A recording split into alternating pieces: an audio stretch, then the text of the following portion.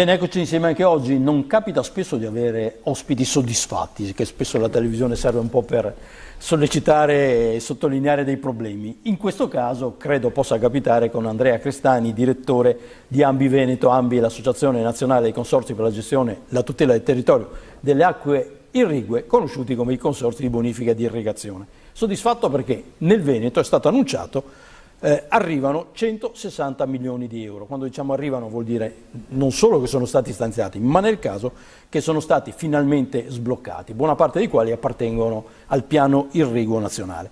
Allora, spieghiamo intanto questi 160 milioni a cosa serviranno. Allora, è da qualche anno che il Piano Nazionale di Sviluppo Rurale ha messo a disposizione un importante plafond di risorse, circa 300 milioni per tutta Italia, destinato al miglioramento delle infrastrutture irrigue. Infrastrutture irrigue che poi vedremo su altre forme di finanziamento sono state definite da parte ormai dello Stato italiano all'interno dei fondi per le grandi strutture come reti strategiche. Essendo reti strategiche, anche il Ministero dell'Agricoltura con i fondi comunitari destinati allo sviluppo rurale ha voluto un piano straordinario, diciamo, per gli investimenti irrigui. Per l'irrigazione? Per l'irrigazione esclusivamente, vuol dire rifacimento di condotte, potenziamento delle reti di adduzione, quindi per portare l'acqua verso le aziende, trasformazione di impianti dalle canalette superficiali, quindi in cemento, ad impianti in pluvirigazione, quindi vuol dire impressione sotterranei che portano l'acqua in pressione direttamente all'azienda, quindi tutto un sistema di reti per rendere l'irrigazione molto più efficiente, risparmiare la risorsa idrica in modo particolare, perché era uno degli elementi fondamentali proprio del bando per aderire, quello di garantire un risparmio della risorsa idrica del 35% minimo e oltre. Quindi sono due elementi estremamente importanti, cioè quelli di potenziare l'acqua verso l'impresa, quindi rendere più efficiente l'irrigazione e risparmiare la risorsa idrica. Ecco, credo che l'errore più facile da fare sia considerare questa partita una partita meramente agricola, che interessa solo l'agricoltura e i campi. In realtà all'irrigazione sono collegati tanti altri aspetti. Beh, assolutamente sì, noi continuiamo a sostenerlo, ci confronteremo anche la settimana prossima in un'importante tavola rotonda che insieme col CIRF a livello di Emilia Romagna, insieme con l'Ambi Nazionale, dove parleremo ancora di questi servizi ecosistemici che sono generati dall'acqua, ma in modo particolare dalla pratica dell'irrigazione. Noi prendiamo sì l'acqua dai fiumi sotto forma di concessioni irrigue, quindi le regioni ce la concedono per irrigare, però tutti i volumi che noi preleviamo dai fiumi, non tutta quest'acqua, forse una parte minoritaria, se non il 50% di quest'acqua viene utilizzata per soddisfare i fabbisogni irrigui.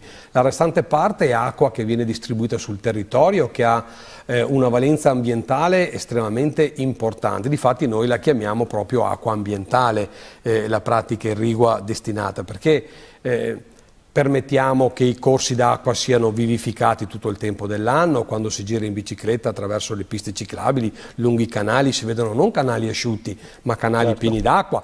Non è un'acqua naturale, è tutta acqua artificiale che viene prelevata da un sistema di condutture irrigue e viene distribuita in un sistema di innervamento a livello territoriale, in modo particolare il Veneto di questi canali esclusivamente irrigui ne ha 10.000 chilometri, solamente irrigui, va bene, che servono appunto per vivificare un territorio, e diciamo spesso come l'acqua attraverso questi sistemi, anche essendo artificiali, ha generato l'ambiente e il paesaggio che ci circonda. Oltre a questo c'è un dato economico importante, cioè l'analisi che ha fatto il Ministero competente, quello per le politiche agricole, indica in 40.000 euro ad ettaro il valore agricolo di un appezzamento irrigato. Senza l'irrigazione questo valore agricolo scende a 25.000, quindi c'è un differenziale di 15.000 euro tra l'avere e il non avere l'acqua a disposizione. Ecco, sicuramente sì, perché l'acqua ormai è diventata la risorsa idrica in questi anni, soprattutto con un cambiamento che sta avendo l'agricoltura in termini di innovazione, di tecnologie e anche di addetti molto più giovani che ricercano le produzioni tipiche particolari, l'acqua è diventato il primo fattore di produzione. Senza l'acqua vediamo proprio i territori che cambiano. Fin dove arriviamo con l'irrigazione, le culture sono culture di pregio, si investe, l'agricoltura cambia e si modernizza. Dove non abbiamo l'acqua, l'agricoltura decresce, l'agricoltura si basa su culture tradizionali a basso reddito e anche le imprese agricole non investono più. Quindi è un fattore, un elemento di crescita straordinario l'acqua.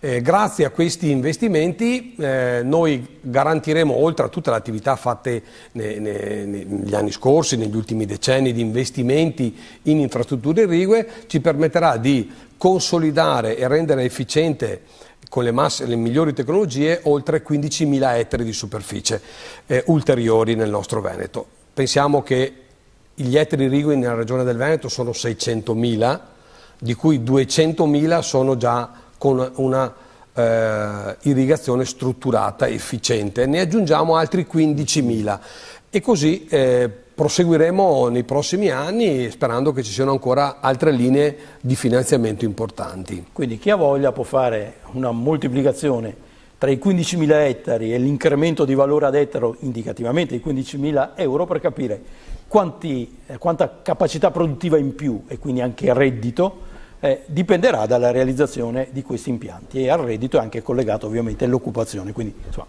devo dire un dato positivo.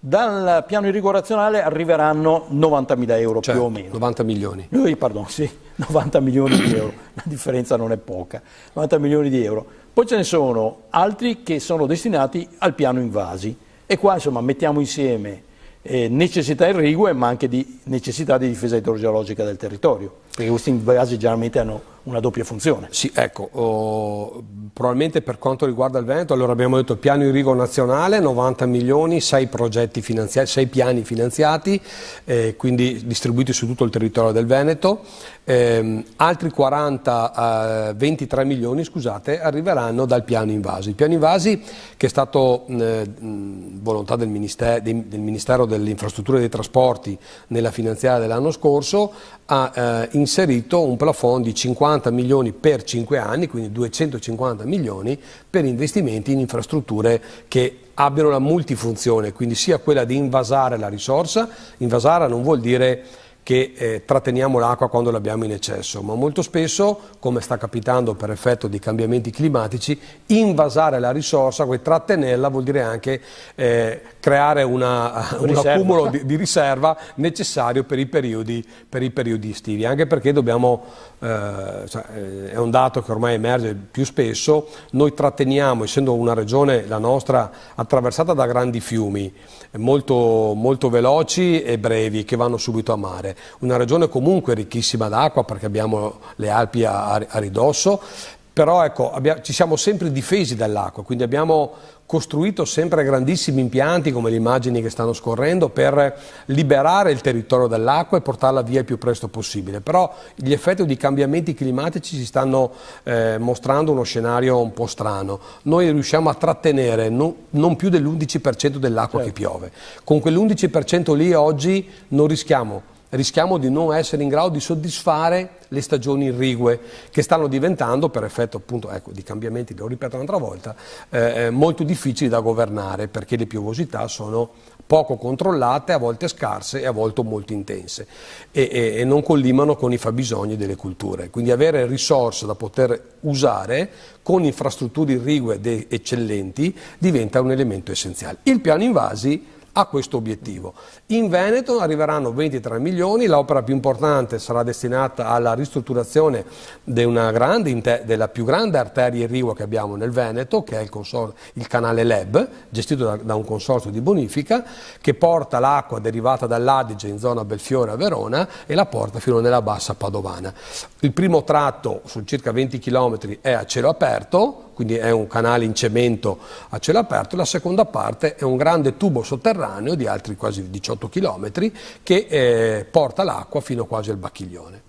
e da lì una serie di derivazioni per irrigare la campagna vicentina e padovana. Il tratto a cielo aperto sarà interessato da questa grande ristrutturazione, sono quasi 20 milioni di euro che saranno necessari appunto per rifare il canale che ormai ha i suoi anni, metterlo in sicurezza, anche perché è un'arteria strategica proprio per innervare di acqua irrigua di buona qualità proveniente dall'Adige un'area interessata negli ultimi periodi, soprattutto nella parte centrale della bassa vicentina, dove abbiamo problemi di inquinamento ambientale dei corsi d'acqua non indifferenti legati proprio al problema dei FAS, e quindi lì abbiamo concentrato anche proprio una richiesta al Ministero di finanziamenti.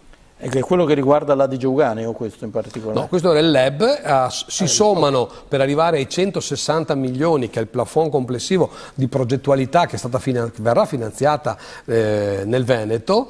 Si aggiunge un altro importante progetto realizzato dal Consorzio Adige Euganeo, appunto sempre connesso all'arteria LEB, che disconnetterà completamente l'acqua irrigua dal fiume Fratta, soprattutto nel tratto che da Cologna Veneta va fino praticamente verso sud. E questo permetterà a tutte le aree irrigate di quel territorio di non prelevare più acqua dal Fratta, che sappiamo essere di una qualità non particolarmente buona o adeguata, ma da Adige, perché in realtà il LEB farà da vettore a questo grande nuovo tubo sotterraneo che alimenterà la bassa padovana. Quindi anche lì il Ministero ha voluto fare uno sforzo di investimenti non indifferente per oltre quasi 45 milioni di euro. Tempo di apertura dei cantieri?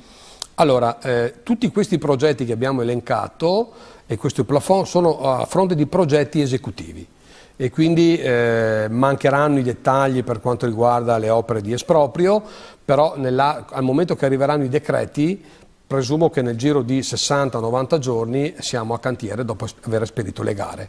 Diciamo entro la prossima primavera. Entro la primavera si presume essere già in cantiere, anche perché i tempi di realizzazione sono 3-4 anni, dobbiamo concludere tutta questa opera e poi l'effetto anche moltiplicatore di questi investimenti non è indifferente, perché sono sempre 160 milioni che verranno riversati sul territorio in lavori, imprese e un volano che comunque fa aumentare l'economia.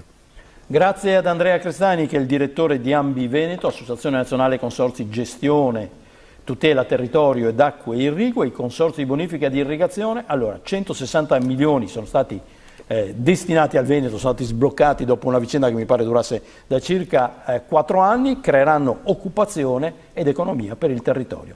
Grazie, buon lavoro. Grazie a voi. Alla prossima.